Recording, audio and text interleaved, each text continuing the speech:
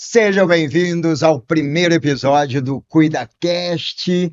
Eu, Lúcio Paiva, tendo a honrosa função hoje de fazer a mediação dessa mesa brilhantemente composta pela nossa patrona, Tati Rolim, E ela que é a idealizadora e que está trazendo essa reunião aqui maravilhosa para a gente poder dar início ao que será, com certeza, um canal maravilhoso, com muita informação que a gente vai levar para as pessoas, vai levar para você que está nos assistindo.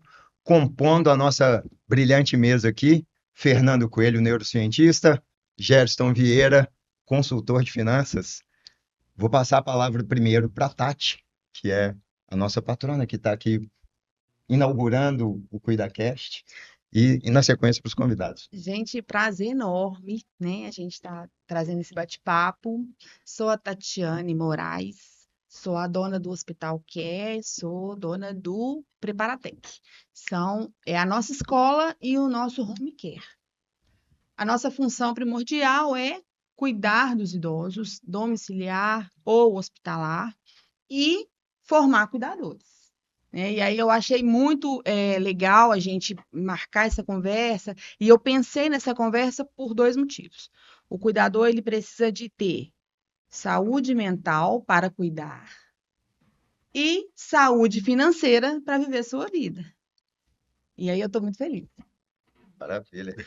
Ô, Tati, aproveitando aqui, como a gente já inaugurou com você, com a palavra dada a você, a gente sabe que cuidar das pessoas hoje em dia é uma função muito importante, que a gente está com a população cada vez mais envelhecida, né? E a gente tem problemas de saúde também. Eu sei que a sua empresa tem esse serviço também de cuidar não só das pessoas idosas, mas também das pessoas que estão acamadas, passaram por alguma cirurgia, alguma coisa Sim, nesse sentido. Como é que surgiu essa ideia sua de começar com esse trabalho? A gente sabe que você é enfermeira também por formação. sim.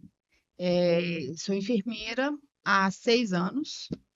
E eu atuava, né, em um hospital aqui da Grande BH, e uma amiga me convidou para ser uma RT em uma casa de repouso. A gente tem muito preconceito, né? Eu não conhecia essa realidade. Tinha feito um estágio rápido, mas eu não. Conta o que que é RT.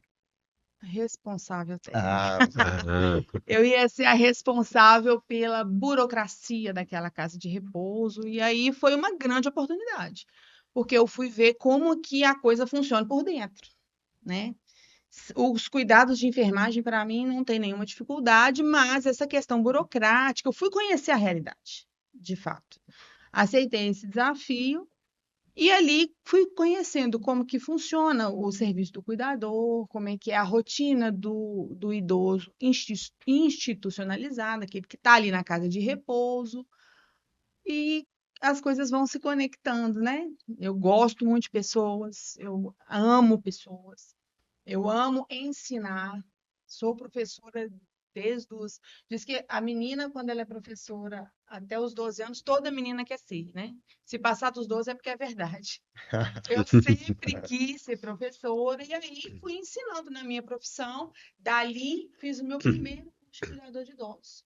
Para as meninas que trabalhavam ali para certificar, porque elas trabalhavam, mas não tinham certificado. Então, eu falei, não, vamos fazer o curso. Procurei ali na Secretaria da Saúde, né? Aprendi ali com a cartilha deles e formei a primeira turma de cuidador. E aí o movimento é rei, né? As coisas começam a acontecer e as pessoas começaram a me procurar. Virei uma referência do cuidado ali naquela região. e a partir desse cuidado você expandiu e resolveu empresariar Saí também, de lá empreender. dessa casa de repouso. Falei, não, vou continuar só na minha assistência, mas uma família, Deus conecta as coisas. Que eu não sei até hoje quem indicou, falou que eu cuidava no domicílio. Eu não cuidava. Mas aí, a partir daquele dia, eu passei a cuidar. passou a cuidar. Passei a cuidar. As mesmas meninas que eu formei, que foram a minha primeira turma, eu trouxe para trabalhar comigo. E aí a história está aí até hoje. Como que você vê essa conexão que você faz? Porque você liga duas pontas que são fundamentais dentro dessa prestação de serviço. Você consegue prestar o serviço dentro da residência ou nos hospitais, e você tem também a formação dos cuidadores das pessoas que vão prestar esse serviço. E fundamental, né? Ter essas duas pontas para que funcione. Como é que você vê essa conexão? Fundamental. É honrosa e penosa. Mas eu tenho um privilégio de poder formar o profissional que vai ficar comigo. Entende? Formar uma pessoa não é fácil, gente. Você ensinar e colocar aquela pessoa ali, liderar não é fácil. Levar uma pessoa a fazer aquilo que precisa ser feito com todas as interferências, né? Que existem interferências demais. Não é fácil. Mas é um grande prazer, uma grande honra e um privilégio. Porque o profissional que está comigo foi meu aluno. Uhum. Então, quando você tem um mentor, alguém que está te ensinando, que está te direcionando, você tem mais, como é que eu posso dizer? Mais estima, mais respeito, credibilidade. Existe um vínculo de confiança, né? Arrasou. Um vínculo de confiança. É isso mesmo. Por quê? Porque ainda quando elas não estão trabalhando comigo, qualquer situação que elas têm, elas me chamam. Tati, está acontecendo isso, o que que você acha? E eu deixo meu telefone à disposição. Gente, pode me ligar a qualquer hora do dia e da noite. Às vezes não respondo no momento, mas eu estou à disposição para atuar aí na sua dificuldade. Curiosidade. Como que funciona conciliar essa rotina de ser empresária em duas frentes que são honrosas, como você mencionou, mas extenuantes, de ensinar pessoas, de cuidar de Cansativo. pessoas, de É, lidar com a família, muito trabalho. e ainda o acúmulo de mãe, de profissional da área da saúde? A Quais são os saúde desafios? mental está comprometida. Aqui, Fernanda, Esposa a questão da também, né? Por isso saúde que eu trouxe o Fernando, mental, não né? foi à toa, não é Ah, à toa que ele está aqui. Na verdade, não existe equilíbrio, existe equalização, né? Eu priorizo a minha atenção onde precisa no momento. Se os meus filhos precisarem de mim, todo o resto vai ficar em stand-by. Vou pedir alguém para ficar de olho. E meus filhos, meu marido, minha prioridade. Preciso resolver o que eles precisam. Mas quando está tudo bem, eu equalizo dentro da necessidade, né? Ontem de manhã estava uma chuva enorme. O home care teve muitas intercorrências. Eu fiquei de 5 da manhã até 11 resolvendo pepino de, de coisa de logística, de situação, para não deixar os meus idosos desassistidos. Nesse momento, não tem mãe, não tem nada. É essa a função. Resolvida essa função, volto para a função de mãe e a gente vai equilibrando os pratos. é curioso porque a gente vê os profissionais, às vezes, numa posição gloriosa, destaque e transmitindo conhecimento, e a gente às vezes esquece desse background aí, que a pessoa tem família, que tem os Background. problemas pessoais, né? É o que não É. é levado a conhecimento público, né? Uma forma Ou, elegante de dizer problemas do dia a dia. eu vou trazer para vocês uma situação. Você até ficou ciente, porque a gente tem uma relação bem próxima. Meu marido teve uma situação de saúde importante. E eu estava fechando um contrato importante também. E aí o meu marido teve que ir para a UTI. Olha para você ver. E eu tinha que dar uma resposta naquele dia. Assentei com o meu café, liguei para o cliente e falei: olha, tenho muito interesse em atender sua demanda, mas no momento meu marido está na UTI. Eu não vou ter capacidade, energia, condição de fazer 100% o que você precisa agora. Então, sinto muito, não vou poder te atender. Abre mão. Por quê? Porque senão, não adianta você também querer abraçar o mundo, né? A gente não dá conta. E eu ainda acho que eu já abraço, não abraço. Eu ainda acho que eu já abraço o mundo. Então, assim, em situações onde eu realmente tenho que parar e pensar, eu tenho que priorizar. Mas tá indo bem, tá dando certo. Que ótimo. Com relação aos desafios que você enfrenta pessoal, você está falando que você lida bem, e dentro do negócio, como é que são esses desafios? O que que você vê como as necessidades que os cuidadores trazem para você, as necessidades que as famílias trazem para você, como a gente falou aqui das duas pontas, né? O que que você vê assim como maiores desafios nesses dois polos aí? Eu penso que trabalhar a mentalidade é o que faz tudo dar certo. Tudo dá certo. Se você consegue pensar bem, você consegue agir bem. Se você consegue racionalizar bem o quadro, você consegue ter um bom desfecho. E isso é um trabalho, né? Eu estou fazendo isso há uns 2 anos e eu acho que eu estou indo muito bem. Por quê? A família tem uma demanda real. Se eu não procurar enxergar com os olhos da família, eu não vou conseguir atender. Não vou. Então, eu preciso de ter a sensibilidade do momento da família, mas eu preciso de ter a praticidade do profissional, porque eu preciso colocar um cuidador, e aí eu tenho que muitas vezes separar a emoção do trabalho, porque a família vem com uma carga de emoção e eu preciso de trazer um equilíbrio para isso, para chegar no produto final. Qual que é o produto final? Meu cliente assistido. É o idoso em segurança, é o idoso feliz, é o idoso limpo, é o idoso saudável, Uhum. né? Dentro das condições que a gente conseguir prestar esse serviço. A questão da empatia, né, que você falou, empatia é fundamental porque a gente estabelece essa conexão verdadeira para entender o problema do outro, né, Fernando? É, a empatia, ela é se colocar no lugar do outro, né? Uma capacidade. É muito interessante sobre empatia, que quando a gente vê as manifestações, por exemplo, hoje com a internet, né? Avançou muito, todo mundo está conectado com todo mundo. Mas a gente vê, por exemplo, os testes com animais. Os animais que têm 4 membros, o ser humano gera empatia. E aí eles falam, não pode fazer teste, ultimamente, de cosméticos, né? Com ratos. Você vê até rato, gato, cachorro.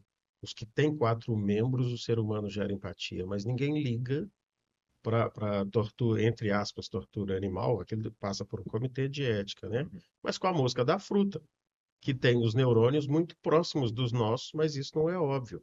Então, quando você pensa em empatia, ela passa por um degradê aí, uma escala de 0 a 10, de multifatores que esse profissional que você envia vai ter ali numa escala de 0 a 10, uma empatia com aquele, vamos dizer, paciente, e imagina o nível de sensibilidade profissional que você tem que ter para determinar qual o perfil do leque de profissionais que você tem para direcionar, para gerar, entre outros fatores, a empatia, né? Que você deu Mas esse exemplo. a coisa fica mais complicada, porque, por exemplo, quando eu falo em empatia com o meu cliente que está, o objeto do cuidado, Uhum. o idoso A que está sendo família que está sendo assistido, assistida. Uhum. ok, com o idoso. Mas quando eu falo da família, Complica é tudo. aí que entra realmente você ter uma musculatura emocional, entende? Para você conseguir conciliar e conduzir a pessoa nesse entendimento. Por quê? Porque com o idoso, gente, É tranquilo. é tranquilo. Mas quando é a família, às vezes eu tenho dificuldade para fazer esse link. Eu vou conseguir, não tem dúvida que eu vou conseguir, mas é um processo, entende? Mas é É, aquela musiquinha. Tam, tam, taram, tam, é tam, taram. É uma missão impossível. Quando verdade. você É isso aí. pensa que você não tem mapeado o que que afeta cada um daqueles membros da família, Sim, você não tem mapeado. Então, a prioridade é que o profissional que você envia tenha empatia com o paciente. O resto é efeito colateral. O que está sob seu controle é preparar o profissional que vai, no que o afeta, para que ele, ao não se afetar com o que ele vai deparar, você consiga manter controle sobre a operação. Mas é uma missão impossível. é pesado. E aí a gente vai no simples. Uhum. Pensa se fosse seu pai, como você ficaria? Pensa se fosse sua mãe, como você ficaria? Entende? Se fosse a sua mãe, você ia gostar que fosse assim? Porque aí você vai no simples. Sim. Às vezes a gente tem sucesso, às vezes não. Principalmente quando você pensa no que o ambiente de trabalho é família, a família é um núcleo interessantíssimo, porque ela se defende em grupo e se ataca em particular, e essa pessoa nova que está chegando é alguém de fora. Você vê. A família vai se atacar em particular e vai se defender dessa pessoa. Eu posso falar que minha mãe não presta, que meu pai é horrível, Mas que se não você tem você certeza, falar, né? é né? verdade. Então imagina que esse é o ambiente de trabalho, não pejorativamente citando insalubre, que o profissional que você envia vai trabalhar. Fato. E aí, quando eu vou formar esse profissional, eu tenho um professor que trabalha comigo, a gente fala que o cuidador é um profissional de habilidades especiais. Sim. Então, quer dizer, a gente já coloca esse chip nele Uhum, quando ele vai fazer o curso com a gente, uhum. para ele entender a importância dele, entendeu? Você é muito especial. Porque eu trabalho com a baixa autoestima do cuidador, Sim. muitas vezes. Entende? O cuidador chega numa situação que ele se sente um pouco menor. Eu falo, meu irmão, você não é menor, não. Pensa no dia que você falta de plantão. O que é a vida dessa família? Você não é menor, não. Você é a peça fundamental. E quando eu consigo empoderar o cuidador disso aí eu já, 50% do jogo tá ganho. Por isso que você falou a questão da mentalidade, né? O maior desafio Sim, é desenhar na cabeça desse cuidador sim. a importância dele dentro da Trazer sociedade, dentro do ali o trabalho. que naquela família, o que ele representa. E aí a gente tem mais sucesso. Mas assim, eu não posso reclamar. Tanto dos meus alunos quanto dos meus clientes, assim, o ano de 2025 foi um ano disruptivo na minha vida. E eu agradeço a Deus, em primeiro lugar, aos mentores, alguns mentores em especial, e muito aos cuidadores e às famílias que me dão essa confiança, entende? Porque se não é a confiança e o amor, o acreditar das pessoas, dos alunos que vêm até mim para estudar, e das famílias que falam assim, cuida da minha mãe, é a coisa mais importante da vida, gente. Né? Eles entregam a pérola deles na minha mão. Então, é uma É o responsabilidade amor, né? Você está cuidando do gigantesca, amor de alguém, né? com certeza. No final das contas, acaba sendo isso. Você falou a questão do cuidador, de você trabalhar a mentalidade dele. Obviamente que você já trabalhou. Opa, chegou o café ali agora, hein? Valeu, brigadão. A gente tem a ciência de que, eventualmente, esses cuidadores também chegam no mercado de trabalho sem uma preparação, e provavelmente você já trabalhou com alguns sem preparação. Dá muita diferença? Como é que funciona isso? Tem um DNA a É, ser construído nisso aí? por exemplo, eu tenho duas modalidades no curso. A gente tem o online e o presencial. Ah, e curso online, curso online. Gente, depois da pandemia, tudo mudou. Eu não fiz nenhuma pós presencial, mas fiz duas online. Por Isso. quê? Mais prático. O mundo deu uma virada e mostrou assim, dá para você fazer da sua casa. Qual que é a grande pegada? Não dá para você fazer um curso online e cuidar de alguém. Não dá. Então, para quem que é esse curso online? É para o cuidador que cuida 20 anos na profissão, precisa de um certificado, mas às vezes ele tem uma agenda tão cheia de plantão que ele não tem nem tempo para fazer Uhum, o curso. sim. Entende? Se eu falar com ele assim, você tem que fazer 100 horas de estágio, ele vai rir da minha cara. Eu falei, minha irmã, eu faço isso tem 20 Né? anos? Tem 1000 horas. Eu tenho, não, é De muito voo. mais. Especialista, Eu 1000 sou horas de voo. especialista. E É. aqui, eu não tenho vergonha nenhuma de falar. Enfermeira de nível superior com 2 pós-graduação. Aprendo todo dia com esse povo. Elas são muito boas. Muito boas. E aí, eu vou falar com ela para ela sentar na sala de aula e fazer senhora de estágio? Não, gente. Eu vou dar a ela a oportunidade de fazer o curso online. Vai ter aula comigo, com o professor Bruno, vai fazer a aula e vai emitir o certificado direto da plataforma. O que que vai falar mais a respeito dessa pessoa? É as 1000 horas de voo ou o meu certificado? É os dois juntos. É a mesma máxima lá. Se você vai fazer uma cirurgia cardíaca de risco alto, você vai fazer com um cirurgião de 20 anos de experiência ou com um cara que saiu da faculdade? Não interessa Exatamente. quantos Diplomas, certificados graduação. Aí, ele não, tem. aí vamos. Aí coloca um agravante. O cara que tem 20 anos de experiência, fez 1000 cirurgias, não tem certificado, não formou. Mas o outro que formou, só que ele acabou de sair da faculdade. Você ainda vai fazer com o que tem 20 anos de Vai fazer experiência. com ele, Sim, sim. exatamente. Mas, e aí, quando eu falo de certificação, eu falo de respeito. Eu não falo simplesmente de um papel. Não é isso. É importante, mesmo porque, do mesmo jeito que eu aprendo com elas, eu tenho certeza que elas aprendem comigo. Entende? Quando faz o meu curso online, elas aprendem comigo. E a outra vertente que você colocou, que é o profissional que não tem experiência nenhuma. Eu coloco ele numa sala de aula, eu faço um conteúdo teórico online, mas ponho ele num estágio. Uhum. Porque não há nada que ensine mais do que 100 horas De prática. de prática. Ir a campo. E é isso aí. E aí, depois, gente, que a pessoa passou uma temporada ali na casa de repouso, viu como que a banda toca, aprendeu um banho de leito, um banho de chuveiro, aprendeu como que trata, como é que alimenta, porque tudo isso o povo acha que eu cuidei de mamãe, cuidei de papai, eu posso ser cuidador. Não Sim. pode, não pode. Tem técnica, tem ciência. E é isso que eu faço. Eu mostro a ciência do cuidado. Nesse momento, quando ele sai do estágio, gente, eu não tenho dificuldade nenhuma de colocar esse profissional no mercado de trabalho. E o estágio, eu acho que em qualquer profissão, ele acaba sendo isso, acaba sendo uma experimentação para ver assim, é isso mesmo que você quer? É, é Vou te verdade. colocar aqui na prática.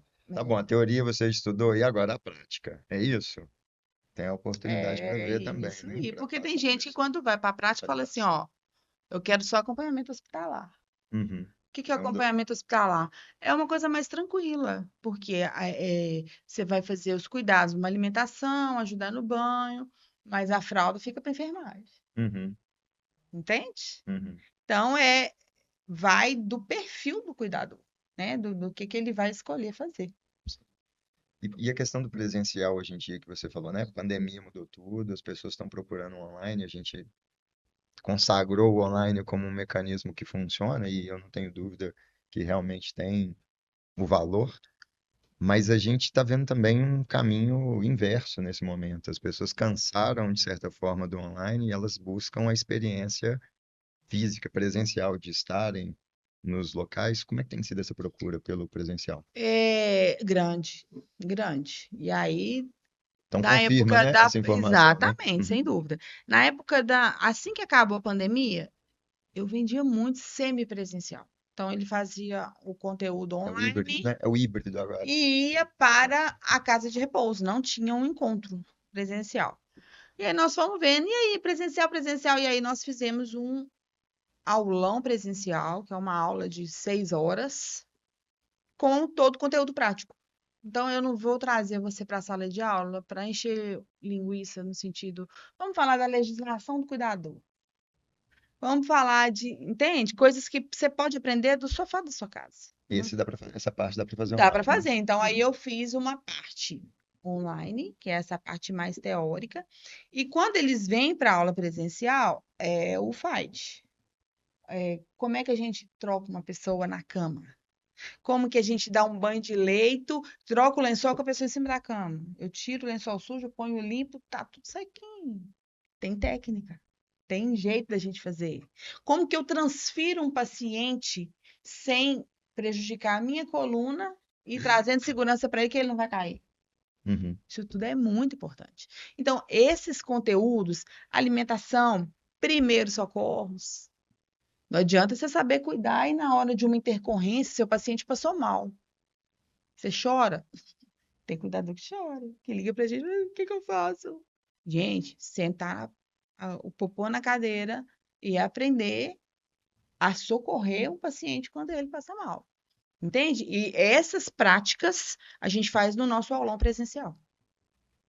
Eu tenho uma dificuldade, assim, de ver as pessoas passando mal, porque eu tenho exatamente esse pânico, assim, de falar assim, a minha intervenção ali de leigo pode ser que eu, com a melhor das intenções, esteja Piora a prejudicando, situação. né? Então, eu tive a oportunidade, não vou falar se ela é boa ou se é ruim, não vou colocar juízo de valor nisso aqui, mas de uma tia minha que sofreu uma queda, fraturou a coluna e teve que ser socorrida. existe, como você falou, todo um cuidado de imobilização do pescoço, da coluna, a forma certa de colocar na maca, de transportar, que não pode ser de qualquer maneira, porque você pode estar E trazer uma aumentando essa lesão lesão, medular. né? Exatamente. Então, isso aí é fundamental que exista também o presencial para você garantir essa formação, né, do Pelo cuidador. menos saber o que não fazer já te salva muito, né?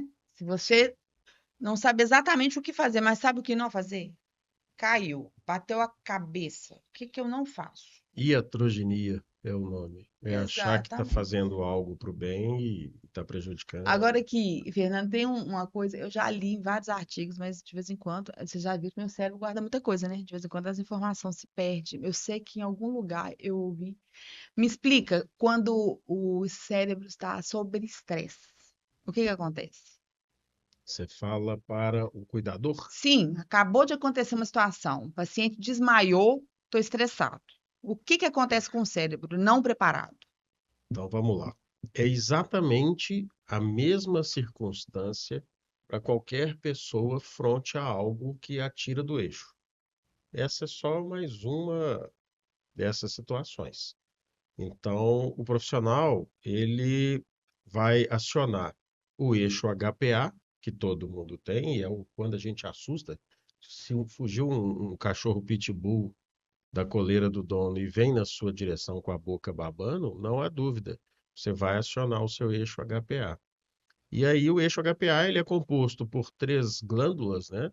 O hipotálamo, pituitário e adenal, que vão jorrar um blended endócrino de adrenalina, noradrenalina, glicocorticoides, que vão te colocar em posicionamento de luta, né? Vai vir uma energia sobrenatural, você deixa de sentir dor se o cachorro te morder. Então vem uma energia que desliga o seu córtex pré-frontal. Então todo o treinamento que você deu para essa pessoa se perde. Ela desesperou. Ela desligou o processador mais rápido e poderoso que ela tem para racionalizar o que fazer naquele momento. Por isso a importância, né, hoje do treinamento em neurociência, que a gente denomina psicoeducação, para que a pessoa não só entenda o mecanismo ao qual ela está automaticamente submetida, mas também que ela possa manipular positivamente, porque o nosso cérebro ele age exatamente como se ele estivesse nas cavernas, né? Há 300 mil anos atrás a gente estabilizou o nosso DNA e todos os problemas que nos tiram do eixo, essa área do cérebro que não vê com nossos olhos, não ouve com os nossos ouvidos, ela, tanto é que a gente entra na piscina, 40 minutos a gente enruga o dedo, e não é porque eu entendo de neurociência que eu vou entrar numa piscina e não vou enrugar os dedos.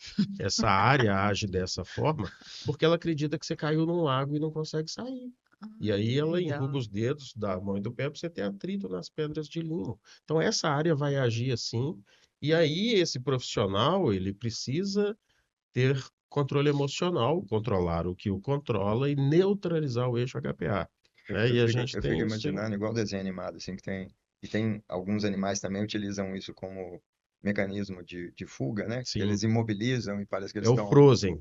Muito se fala mortos, né? a É. respeito de luta ou fuga, é a caracterização da dopamina, né? Que Uhum. é coisa recente. Sócrates já dizia lá atrás que o instinto do ser humano era a fuga da dor e a busca por prazer, ou as duas coisas ao mesmo tempo. Mas existe uma terceira opção, que é o frozen, né? Que se você congela, você vê um urso, você não tem como fugir, você não tem como lutar. Você finge morto, algumas espécies animais o fazem, a camuflagem, ela é um Uhum. frozen, né? Sim. E o ser humano, às vezes, em uma situação dessa, congela. E aí, sabe qual que é a minha dica? Aconteceu, perde 10 segundos para respirar. E a respiração é o controle Respira remoto fundo. do sistema Porque nervoso quando você central. respira fundo, seu coração ele vai parar de acelerar, como se você estivesse morrendo. Porque, gente, numa situação de intercorrência que você não sabe fazer, o coração acelera aqui, ó. Não é? Mas é importante pontuar. Realmente, você está reparando o dano que o eixo HPA fez. O correto é que esses profissionais controlem o que os controla, evitando que o eixo HPA entre jogando esse blender endócrino, é o que a gente consegue trazer. De forma pioneira, tá? Isso foi patenteado.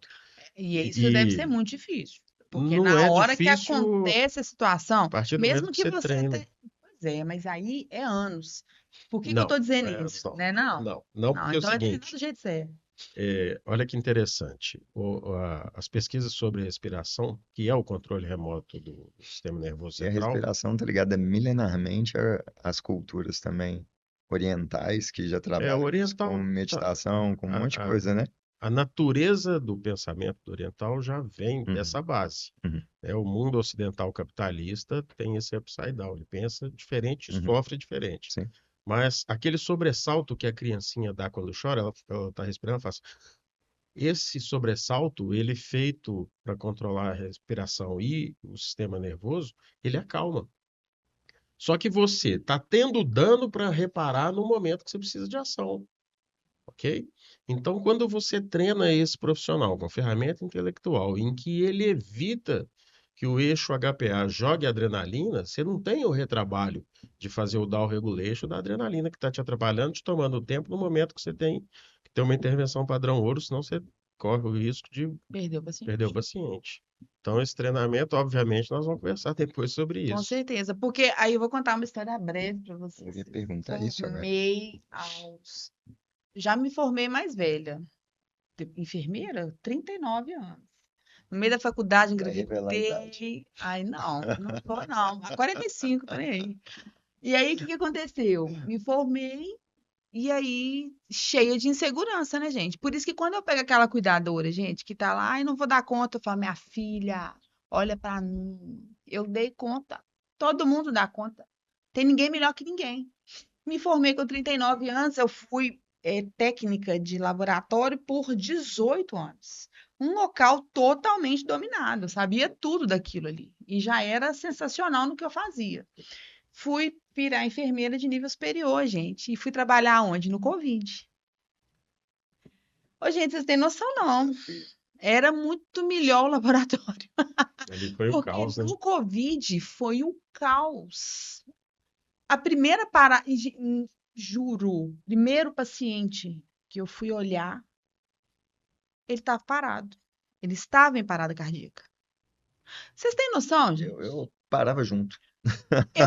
Eu fiquei frozen. Eu fiquei no canto. Eu só falei assim, tá parado. E todo mundo veio intervir.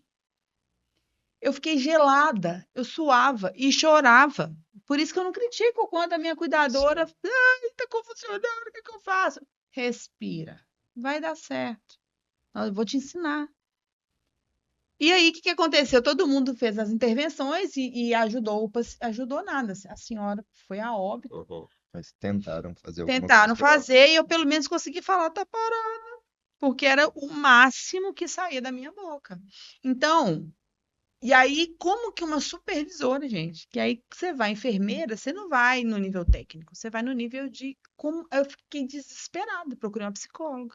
Uhum. Falei, minha irmã, como com uma supervisora tem uma postura dessa? Não dou conta. Como é que eu vou fazer? Ela falou, calma. E aí ela que falou, respira, para começar.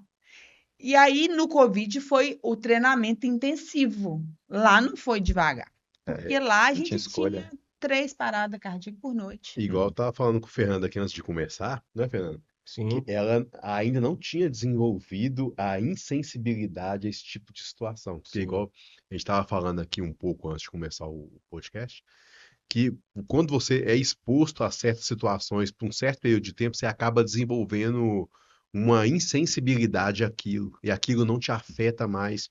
E a gente estava até questionando até o tanto que isso consegue mexer na nossa personalidade. Hoje eu desenvolvi. Mas vocês acham que isso é uma questão de falta de sensibilidade Não, ou é uma preparação para que você possa sobrevivência quase. lidar com a situação? Porque Fernando, eu vejo assim, Ah, só concluindo aqui, porque eu vejo assim, quando você tem uma visão que ela é panorâmica de qualquer situação, você consegue agir com racionalidade sim. na frente da situação. Quando você está envolvido emocionalmente, mesmo sendo uma área de domínio sua, né, igual fazendo uma comparação, você lidar com o seu cliente que está com algum problema imediato que você tem que atender uma urgência é uma coisa. Você lidar com um familiar, com alguma pessoa É que você outra ama, é coisa. outra situação. É outra Mas coisa. aí, Então, Lúcio, eu tô falando assim, tem uma dessensibilização no aspecto profissional, mas não é que você desliga mas isso da sua Sim. mente, né? o Fernando pode até explicar melhor de maneira técnica, mas eu acho que tem uma questão de sobrevivência, né? Porque se você ficar toda vez se sensibilizando e você tá num ambiente onde aquilo vai acontecer Uhum. É. muitas e muitas vezes, chega Você uma hora que você adoece. fica Você doente. Sim, adoece. sim. É muito interessante porque a gente, tentando enxergar além da ilusão da paisagem, a gente chegou no conceito de razoabilidade. Aham. O que que é razoável, né, em termos da fronteira que a gente cria entre o dessensibilizar e o ser humano. Ser humano, eu me sensibilizar, a empatia, que é o que a gente estava falando aqui.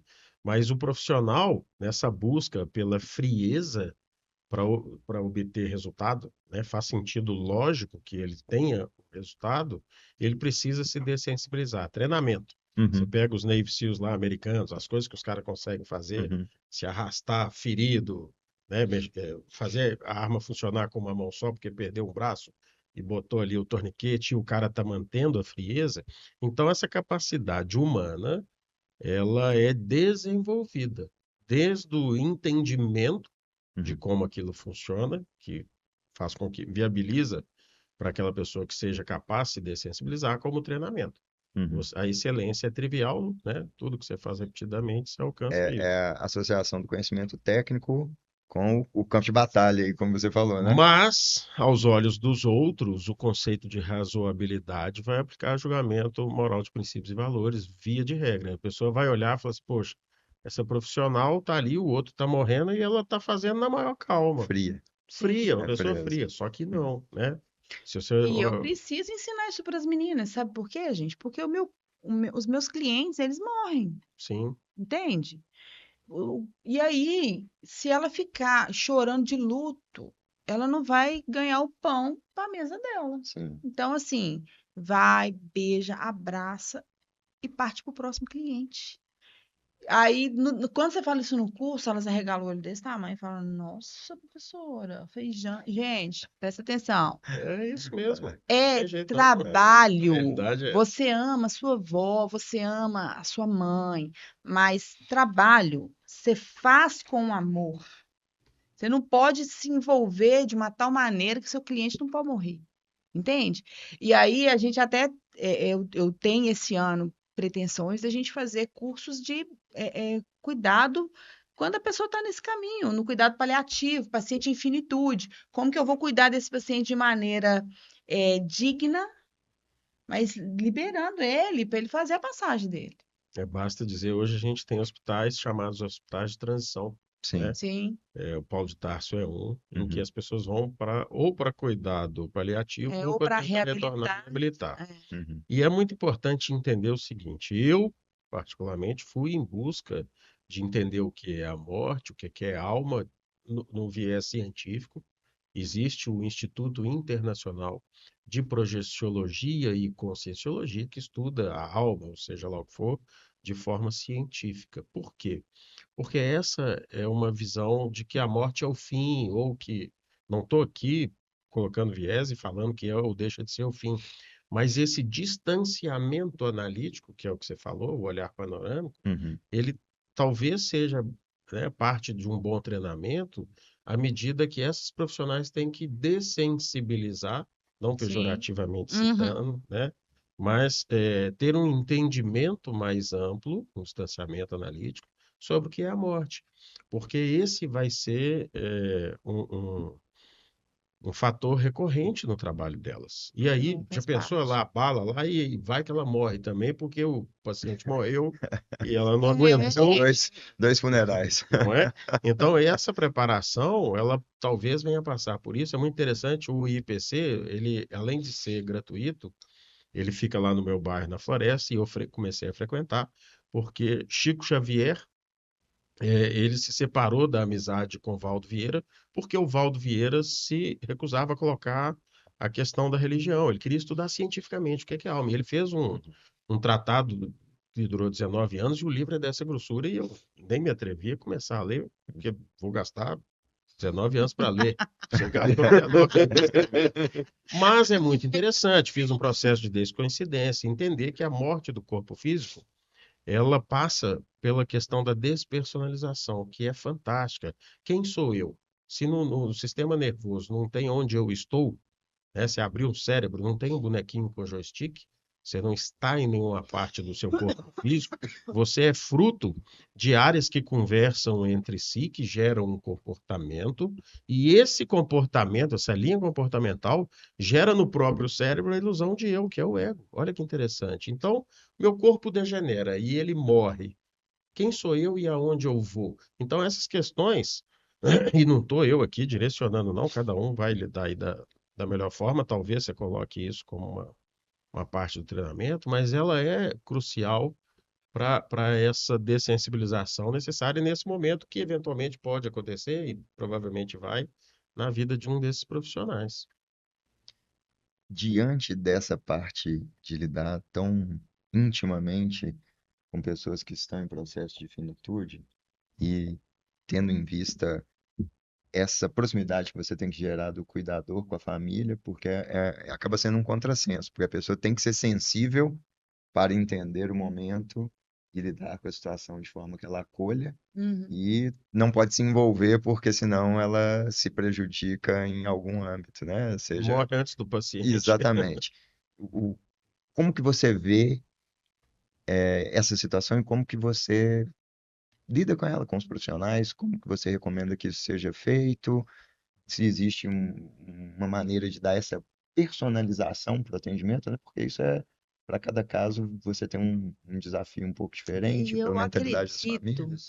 que, assim, é um caminho que eu estou percorrendo, Uhum, né? Já entreguei alguns pacientes, já passei esse momento com eles, né? E aí é muito legal, porque quando eu sei que o paciente vai partir, eu gosto de estar lá. Eu gosto, sabe? Eu gosto de ser a última pessoa que, pô, cuidei da pessoa anos, né? Agenciei, resolvi. Eu gosto de estar lá. uhum, Nem sempre consigo. Mas aí eu percebo que eu preciso melhorar isso, sabe? uhum, Eu preciso de profissionalizar esta parte em mim. Aí eu penso em algo de cuidados paliativos, e aí eu melhorando, com certeza eu vou replicar isso, uhum, né, para os meninos. É algo que precisa de mais estudo. Hoje eu equalizo. Gente, vamos entregar a dona Maria, hipoteticamente, ao Senhor com dignidade.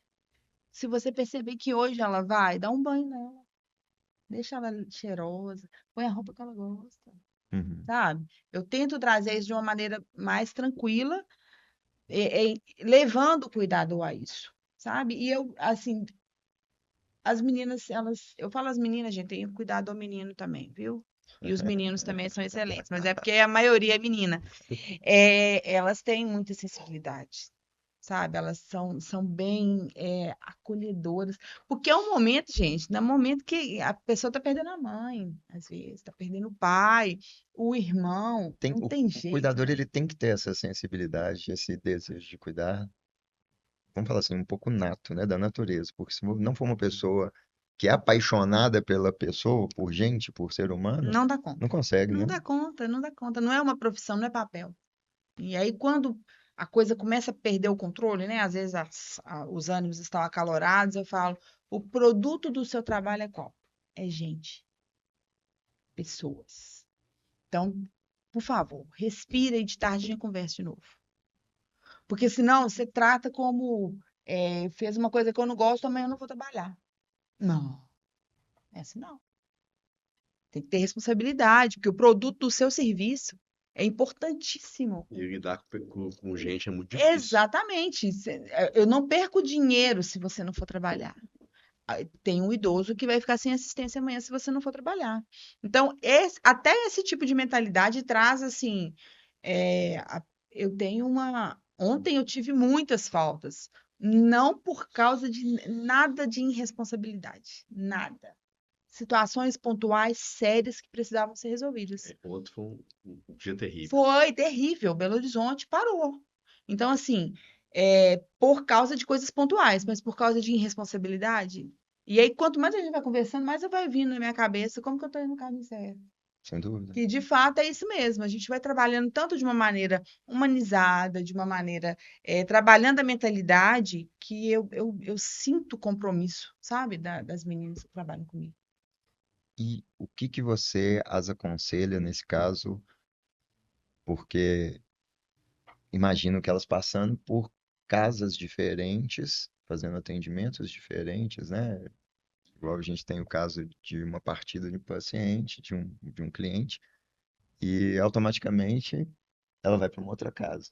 E ela tem que se adaptar a uma nova casa, a uma nova realidade, a anseios diferentes. Como que lida com isso também?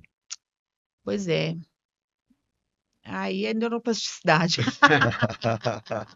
Elas Adorei eu isso. tenho que Aham.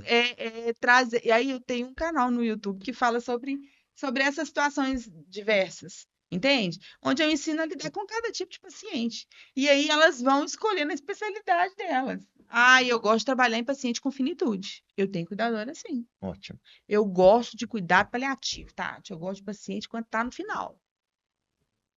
É a escolha dela. Eu tenho uma paciente, ela é uma paciente, uma cuidadora sensacional. Pode falar não? Não sei, Não, não você que pode. manda. Não É pode. melhor não, Não né? vou falar. Cuidadora sensacional, Mas você sabe. quando tá falando bem, eu não vejo muito Pela problema, né? LGPD, melhor É, não. melhor Não, não. tudo bem. Essa sigla eu nem faço ideia do que seja. Lei Geral de Proteção de Dados. Entendi. Essa cuidadora, ela é excepcional. Ela é a cuidadora do Alzheimer. Ela tem 3 clientes específicos com Alzheimer. Já sei que é a dela. Ela é excelente. E é com todo tipo, o Alzheimer agressivo, o Alzheimer que apático, todos. E é um trem que atrai ela. É o paciente com Alzheimer que é o bom dela. Tem o outro que é o acamado. Ah, eu gosto do acamado que não contactua. Olha que coisa. Louco. Por quê? Porque ali ela tem mais conexão com o paciente. E não é que não contactua, que ela vai ficar no celular o dia inteiro, não. Ela conversa com ele. Ela põe música Perdão, para para quem está em casa, ele contactua, é? manter contato. Sim. É aquele paciente que fica mais quietinho, às vezes teve um comprometimento cerebral importante, e ele não faz contato, ele não fala nem nada. E aí os casos é de arrepiar. E elas ligam para mim chorando. Tati, cheguei hoje, como chego todo dia, e falo: e aí, doninha, como é que tá? Ó, o sol tá lindo lá fora, e vira a cama, põe no sol. E aqui, vamos ver, o que que a senhora quer escutar hoje? Ó, vou colocar tal coisa, porque a gente faz uma visita e a gente mapeia tudo que o cliente gostava Uhum, antes dele estar naquela situação. uhum. E ela falou para mim assim, e ela chorou. Falei, mas e a expressão? Porque tem expressão. Ela falou, não, foi um riso de alegria, foi um choro de alegria. Uhum. Então ela não fez aquela, não tinha dor, não tinha nada, mas ela percebeu que tem alguém falando comigo. Meu cliente não. É o bonequinho lá do joystick, ó. E Sim. ainda se comove com alguma coisa, né? Mesmo não Sim. tendo uma E reação são racional, vários né? casos. E aí, às vezes, você vai, fala, e aí ele sorri, entende? Então, assim, e aí a especialidade dela, olha, eu gosto de acamado que não contactua, porque ela não quer contactuar, não, porque ela quer. Tem uma história incrível que você já me contou, que eu vou pedir para você contar ela de novo O quê? aqui, que foi do senhor que estava saindo do hospital e o cuidador veio buscar ele. Essa é Essa é linda mesmo. incrível. Essa Essa é é linda incrível. mesmo. É outro Conta ela de novo cuidador para nós. que, por causa dos negócios dos dados aí, não posso falar o nome, mas é sensacional. Muito Você tem um time bom. sensacional, Tenho, né? tenho, tenho, E tenho. aí, vão dar o destaque. Você tem essa preparação, não é à toa, porque você tem um time sensacional. Então Verdade, você verdade. consegue ligar os dois pontos. É bom de a gente E destacar isso. Mas esse sensacional, esse colega é sensacional. esse cuidador e esse cliente é um cliente extremamente difícil. Nossa, eu lembro do dia que ele foi atender ele a primeira vez, ele falou assim: Tati de Deus, esse moço come umas 4 abelhas no café. Porque ele é bravo demais, ele xinga, é, é agressivo. E aí esse rapaz ficou com ele lá. E aí, meu bichinho de goiaba, como é que você tá? E ele continuava no cuidado, cuidando, cuidando. E aí, ele tem Alzheimer, já está num período moderado, então xinga agora de manhã e é muito engraçado, porque aí no outro dia, quando os meninos estão indo embora, ele fala assim aqui, se eu fiz alguma coisa, você me desculpe, tá? Devo ter feito. Então, porque ele sabe que ele é Hans, ranzinza, total. E aí teve uma vez que ele ia pro hospital, a filha foi levar ele pro hospital, e aí ela combinou com o cuidador, encontra comigo lá, porque de lá você assume e eu vou trabalhar. E aí ele viu o cuidador e falou, olha ali. Aí ela falou assim, uai, pai, quem que é aquele? Ah, ele é meu amigo. Não sabe o nome, não sabe de onde conhece, mas a memória afetiva não se perde. Ele é meu amigo. lindíssimo essa Entende? história. Não, lindo. E aí, esse cuidador já não está nessa residência mais, mas ele liga de vídeo. Vocês acreditam? Deixa eu falar com meu bichinho de goiaba. Ô, meu amigo, como é que você tá? Ele, ele lembra quem ele é, mas nem lembra que não tá lá mais, não sabe de nada. Sabe de nada. Mas, meu amigo, entende? Então, assim, a memória afetiva do paciente com Alzheimer, né, que também é uma outra paixão que eu tenho, a gente vai cuidando, você vai falando, não, eu quero saber mais de Alzheimer. Não, eu quero saber mais de cuidado paliativo. A gente quer, né, encher de informação, porque é maravilhoso. O paciente com Alzheimer, ele esquece de tudo, mas a memória afetiva não sai dele. Não sai. Se ele gosta, tem uma outra senhora maravilhosa. É a minha cliente mais antiga do Home Care. Ela também não conhece, não sabe, nem os filhos não conhece mais. Mas ela, quando vai dando 9 horas da manhã, ela calça o tênis para esperar a menina. Quem que é a menina? É a cuidadora que todos os dias faz caminhada com ela. E quando a cuidadora não vai, o relógio biológico dela de alguma forma aciona que é 9 horas, ela calça o tênis. E aí as meninas falam: Ô mãe, por que você está calçando tênis? Estou esperando a menina. Que, Entende? Estou esperando a menina. Tati, as histórias de cuidadores que você conta são histórias de amor, das pessoas que amam as outras pessoas Sim, e que estão disponibilizando o tempo delas, né? Porque essas pessoas também têm famílias, têm os afazeres delas e se prontificam a estar ali se dedicando para gerar algum conforto, é para lindo, gerar é lindo, alguma situação que seja de melhoria de vida. Então, é lindo. é maravilhoso a gente ter esses depoimentos, essas histórias que você vem nos contando. E como a nossa proposta aqui é fazer um grande episódio inaugural, eu vou pedir para você contar para aquela câmera ali qual que foi a sua experiência hoje e contar para as pessoas ali o que que a gente pode esperar, porque a gente continua com o episódio falando aqui com Gerson Vieira, consultor financeiro, com Fernando Coelho, neurocientista, e depois eu também vou ter a honra de falar um pouco aqui. Olha, nosso objetivo é informação, conversa legal, capacitação real. Eu me preocupo muito cuidado com você em todas as vertentes da sua vida. Então, eu trouxe alguém para falar com você em como se comportar no ambiente de trabalho de maneira profissional. Eu quero que você atraia o seu cliente pelo seu profissionalismo. Eu quero que você saiba lidar com as suas finanças, porque vocês trabalham demais e ganham dinheiro. Eu quero ver vocês fazer riqueza com o dinheiro que vocês ganham. E eu quero ver você cuidadora, cuidador, com a saúde mental fina.